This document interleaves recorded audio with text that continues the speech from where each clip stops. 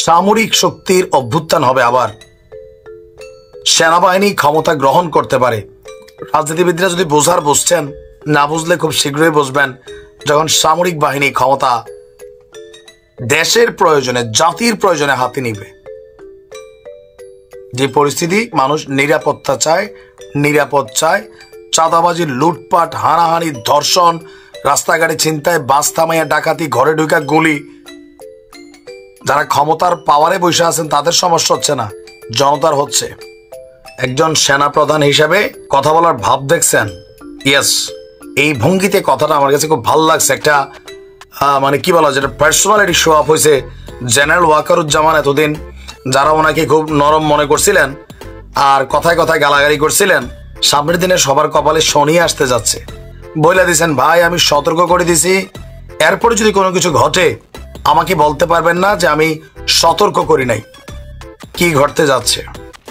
কেউ বলছেন যে না, এটা সরকারকে একটা চেতাবনী দেওয়া হয়েছে যে সরকার যেন অতি দ্রুত নির্বাচন দিয়া রাজপথকে কন্ট্রোল করে বা জনগণের নিরাপত্তা নিশ্চিত করে।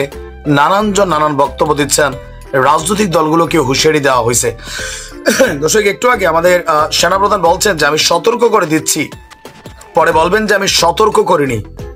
আমি আপনাদের সতর্ক করে দিচ্ছি, আপনারা যদি নিজেদের মধ্যে ভেদাভেদ বলে একসাথে কাজ না করতে পারেন, নিজেরা যদি কাদা ছোড়াছুরি করেন, মারামারি কাটাকাটি করেন, এই দেশ এবং এই জাতির স্বাধীনতা, সার্বভৌমত্ব বিপন্ন হবে।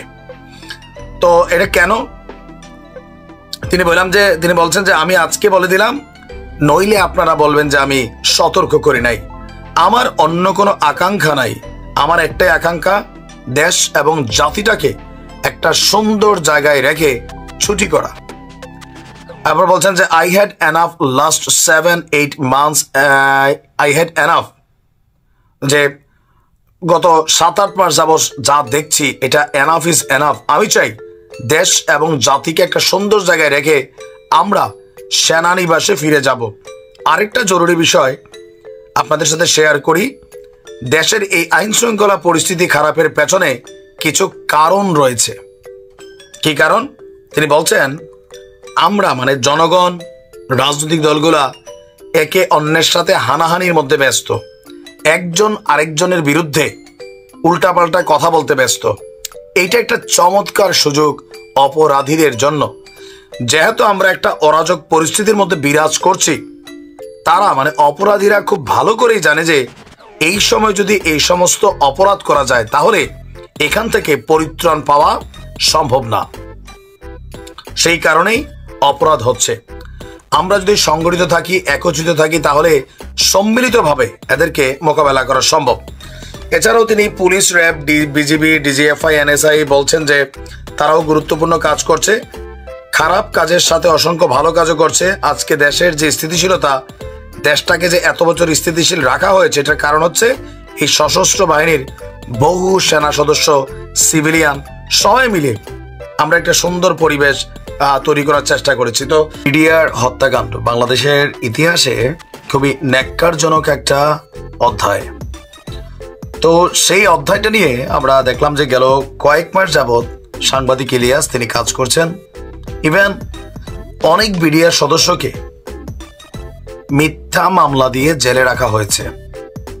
আর এটা ব্যাপারে ইনভেস্টিগেশন, ভারতের রয়ের কানেকশন, আমাদের সেনাবাহিনীর কিছু কর্মকর্তাদের কানেকশন সহ নানান তথ্য দিচ্ছেন আমাদের সাংবাদিক ইলিয়াস। আর এটা নিয়ে আপনারা জানেন যে কমিশনও গঠন হয়েছে। বাট আজকে আমাদের সেনাপ্রধান তিনি যে বক্তব্য দিয়েছেন, এটা কোথাও না কোথাও সাংবাদিক ইলিয়াস সহ যারা এই বিষয়টা নিয়ে কাজ করছেন তাদেরকে একটা হুঁশিয়ারি বার্তা দিয়েছেন।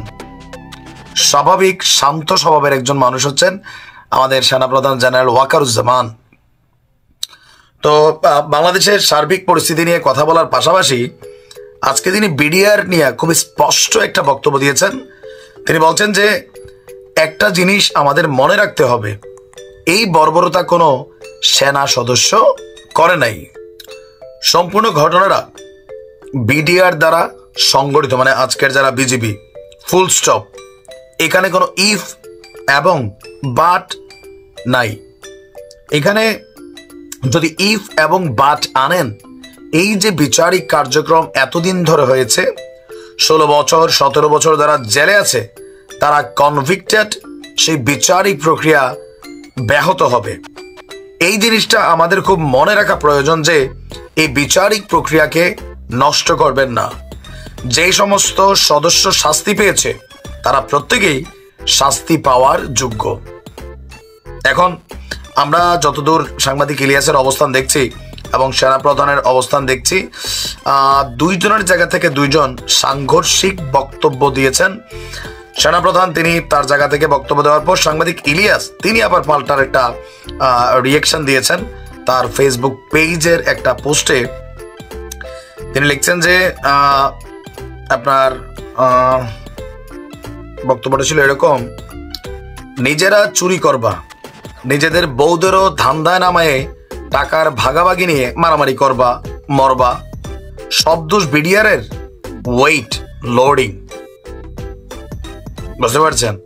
মানে আমি জানি না যে বিষয়টা আসলে কোন দিক পর্যন্ত গড়াবে, কারণ সর্বশেষ যতটুকু পরিস্থিতি আমরা দেখছি, আজকে সেনাপ্রধান খুবই কি বলা হয় যে একটা নায়কোচিত বা হিরো ভাব অথবা যে যার যার দৃষ্টিতে যেমন আর কি একটা বক্তব্য যখন তিনি দিয়েছেন, তিনি বলছেন যে 2009 সালের 25শে ফেব্রুয়ারি আমরা যে 57 জন সেনা অফিসার, এবং শুধু তাই নয় তাদের অনেক কিছু আমরা হারিয়েছি।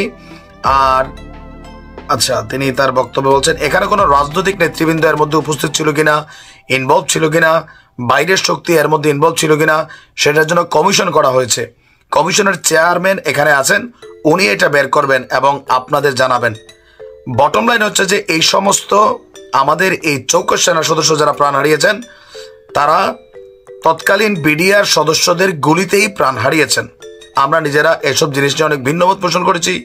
কেউ এই জিনিসটাকে ভিন্ন খাতে প্রবাহিত করার চেষ্টা করছি, সেটা আমাদের জন্য মঙ্গলজনক হবে না। সাংবাদিক ইলিয়াসের তদন্তের কারণেই কিন্তু বিডিআর হত্যাকাণ্ডের ইস্যুটা আবারও সামনে আসছে। কমিশন গঠন হয়েছে, তদন্ত হচ্ছে। এর মাঝখানে সাংবাদিক ইলিয়াস তার লাইভে অনেক সেনা অফিসারদেরকে নিচ্ছেন, তাদের সাথে কথা বলছেন বা এই বিষয়টা নিয়ে আরো মোর ইনভেস্টিগেশন করছেন। তো সবকিছু মিলিয়ে মুখোমুখি সাংবাদিক ইলিয়াস এবং আমাদের সেনা প্রধান। এই পিলখানা হত্যাকাণ্ডে প্রকৃত সত্য আসলে কে সামনে আনবে সময় বলে দিবে। আমরাও দেখতে চাই এটার শেষ কোথায়। ভালো থাকুন। মাত্র কিছুক্ষণ আগেই আমাদের বৈষম্য বিরোধী ছাত্র আন্দোলন থেকে উপদেষ্টা পদে মনোনীত হওয়া নাহিদ পদত্যাগ করেছেন। তো তার পদত্যাগ করার পর তার বেশ কিছু ছবি ভাইরাল হয়েছে। পাশাপাশি ডক্টর ইউনূসের সাথে সেই আলিঙ্গন করা বিশেষ মুহূর্ত দেখে অনেকেই কান্নাও করেছেন, অনেকেই খুশিও হয়েছেন। আবার পদত্যাগের পর তিনি যে বক্তব্য দিয়েছেন সেই বক্তব্যটাকে ঘিরেও পজিটিভ নেগেটিভ নানান বক্তব্য আছে। তবে আমরা জানি যে তিনি একটা দলের প্রধান হবার জন্য পদত্যাগ করেছেন। তো দলের প্রধান মানে কি? আগামী দিনের প্রধানমন্ত্রী পদে যাওয়ার জন্য তিনি পদত্যাগ করেছেন। কারণ ছাত্রদের যে রাজনৈতিক দলটা 28 তারিখ ঘোষণা হবে, সেই দলটার প্রধান কিন্তু নাহিদ। প্রেসিডেন্সিয়াল ফর্ম হোক অথবা প্রধানমন্ত্রী ফর্ম হোক, নাহিদই হতে যাচ্ছেন পরবর্তী, যদি কপালে থাকে, কার কপালে কি আছে। যাই হোক, পদত্যাগ করার পর নাহিদ বলছেন, আমি মনে করছি সরকারে থাকার চেয়ে রাজপথে থাকা বেশি প্রয়োজন। শব্দ একটু ভুল আছে, রাজপথ না, রাজনৈতিক দলে থাকা বেশি প্রয়োজন। কারণ ছাত্ররা রাজনৈতিক দল করতে যাচ্ছে, সেই দলের প্রধান হতে যাচ্ছে নাহিদ। গণমাধ্যমে আমরা আগেই বলছি 24 থেকে 25 তারিখ নাহিদ পদত্যাগ করবে। পরশুদিনও নাহিদ বলছে এগুলো ভুয়া খবর, বাট আজকে ওইটাই করছে। তো এই কারণে মনে হয় যে এদের এই কথাবার্তাগুলোর মধ্যে একটু পরিচ্ছন্নতা দরকার। আমার 2 দিন আগের ভিডিওটা রেকর্ডেড দেখে নিয়েন, তখনই বলছি যে নাহিদ 24 থেকে 25 তারিখ পদত্যাগ করবে। বাট 23 তারিখও সে বলছে বিভ্রান্তমূলক খবর যেন না ছড়ায়। আচ্ছা, তো রাজপথে থাকা বেশি প্রয়োজন, রাজপথে না, রাজনৈতিক দলের প্রধান পদে থাকা বেশি প্রয়োজন, সেই জন্য তিনি পদত্যাগ করেছেন। এটা আমরা বুঝি, বাট তার বক্তব্য রাজপথে থাকা বেশি প্রয়োজন, তাই পদত্যাগ করেছে। পদত্যাগপত্র জমা দিয়েছি, সব কমিটি থেকে ইস্তফা করেছি। আর প্রধান উপদেষ্টার বাসভবন যমুনার সামনে এক সংবাদ সম্মেলনে তিনি বলছেন যে 8ই আগস্ট গণঅভ্যুত্থানের প্রতিনিধি হিসাবে আমরা যে 3 জন সরকারের দায়িত্ব নিয়েছি, তো নাহিদ সরকারে থাকা অবস্থায় 7 মাসে কি সংস্কার করছে এর একটা সামারি আমরা চাই। তাহলে আমরা বুঝতে পারবো যে ডক্টর ইউনূসের নেতৃত্বাধীন সরকার কতদূর কি করে আসছে, ইভেন তথ্য মন্ত্রণালয়ে তিনি কতটুকু কাজ করে আসছেন এটাও আমরা একটু জানতে চাই। 7 মাস তো মোটামুটি রাষ্ট্রীয় যত প্রটোকল সুযোগ সুবিধা তারা ভোগ করছেন, কোনো মন্ত্রী এমপি থেকে 1 চামচ সুযোগ তারা ছাড় দেন নাই। আমরা এগুলো ক্লিয়ার চাই, কারণ আপনারা খুব গুরুত্বপূর্ণ একটা সময়ে হাজার হাজার মানুষের জীবনের বিনিময়ে আপনারা এই পদটাতে বসছেন। কাজের ক্লিয়ারেন্সটা দেওয়া দরকার ছিল যে গত 7 মাসে ভাই আমি দায়িত্ব নেওয়ার পরে রাষ্ট্রের এই এই কাজগুলো করছে যেগুলো আগে জুনায়েদ আহমেদ পলক করে নাই। আমরা ক্ষমতাকে প্রশ্ন করি, এটা আমাদের কাজ। আচ্ছা, এরপর তিনি বলছেন যে তখন দেশের জাতীয় নিরাপত্তা এবং গণঅভ্যুত্থানের আকাঙ্ক্ষা বাস্তবায়নের জন্য দায়িত্ব গ্রহণ করা যৌক্তিক মনে হয়েছিল। তো গত 6.5 মাস সরকার কাজ করছে, আশানুরূপ ফলাফল পায়নি। তো আমার কাছে মনে হয়েছে সরকারি স্টেবিলিটি আসছে। কোন দিক থেকে আপনি মনে করেন? মানুষ ঘুমাইতে পারেন, আপনারা ঘুমান। মানুষ খাইতে পারেন, আপনারা খান। 10টার পরে ঘর থেকে বের হইতে পারেন না, আপনারা পারেন। তো রাষ্ট্রের কোন জায়গার আপনার কাছে স্টেবিলিটি মনে হচ্ছে? হ্যাঁ, আপনারা কয়েকজনের জন্য স্টেবিলিটি হয়েছে ভাই, আমজনতার জন্য হয় নাই। তিনি বলছেন ব্যক্তিগতভাবে মনে করি সরকারের বাইরে দেশের যে পরিস্থিতি, সেই পরিস্থিতিতে একটি রাজনৈতিক শক্তি উত্থানের জন্য আমার রাজপথে থাকা প্রয়োজন, ছাত্র জনতার কাতারে থাকা প্রয়োজন। এগুলো রাজনৈতিক বক্তব্য, আমরা বুঝি। আগামীতে ক্ষমতা একবার আপনারা পাইছেন, আবার ক্ষমতার জন্য আপনারা পদত্যাগ করছেন, এগুলো মানুষের কাছে ক্লিয়ার। তো যাই হোক, এই পুরা ছাত্র অভ্যুত্থানের মধ্যে অ্যাজ এ ক্যারেক্টার হিসাবে, হেভি ক্যারেক্টার হিসাবে আমার কাছে নাহিদ রে পছন্দ। যে ছাত্র জনতার যে রাজনৈতিক দল আসবে এটার প্রধান কে হবে, আমার মধ্যে অনেক চিন্তা ছিল।